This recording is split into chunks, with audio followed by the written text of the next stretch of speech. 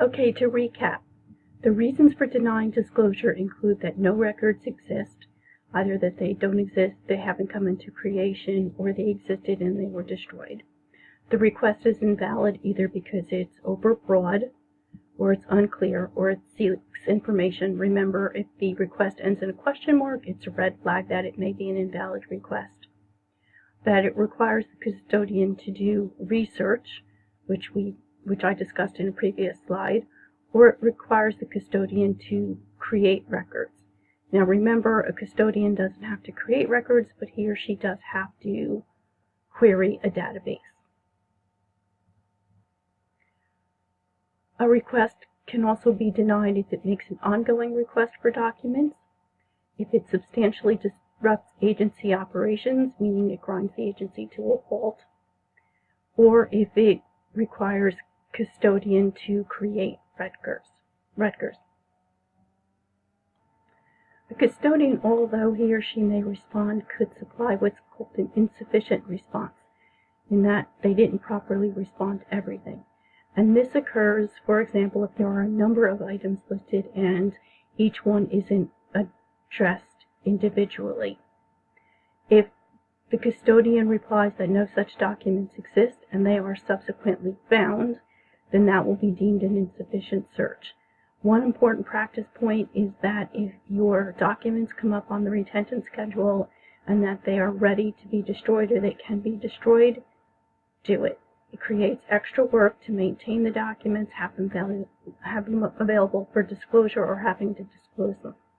Another case of an insufficient response is if the custodian redacts certain items and then fails to provide a redaction log. And a redaction log is where you list everything you redacted and what you redacted, the reason for the redaction, obviously not what you actually redacted, because that would defeat the purpose. So for example, if you redact something, you say that you identify what you redacted and give the reason for redacting it, such as attorney-client privilege. Okay, everyone's favorite topic, costs. The OPRA statute allows you to charge 5 cents for a letter-sized piece of paper and 7 cents for a legal-sized copy. Things such as CDs are actual cost, and electronic copies are free. Now, a word about redaction. Many of you know that, well, for starters, you can't redact an original copy. So you have to photocopy the original and then take a black highlighter or black marker to it. Most of you know that you cannot serve that original document with the black on it as the copy, because if you hold it up to the light, you can see through it. So you have to copy the original, redact it, copy it again, and produce that copy. So that's 2 copies, and you're allowed to charge for both of the copies. So it would be $1 per page produced or disclosed. If you have to copy something to redact it and then scan it to send it electronically, although the electronic copies are free, the copy that you had to photocopy in order to redact isn't, and you can charge for that.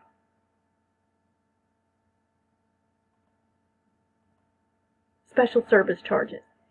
In cases where the cost to the municipality or agency is going to be extreme, the Government Records Council will issue a special service charge, and you can ask for that. You can go to the Government Records Council and ask for that in advance.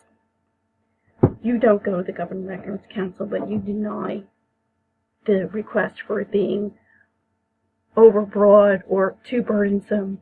And then if the requester goes to the Government Records Council because you haven't produced it, that's when you ask for your special service charge. The considerations for a special service charge are up on this slide. I won't read them to you. I just do note that any charge that is placed on the disclosure of documents limits the disclosure and goes against the transparency concept of OPRA. So these special service charges, although awarded, they are awarded infrequently and they are not very generous.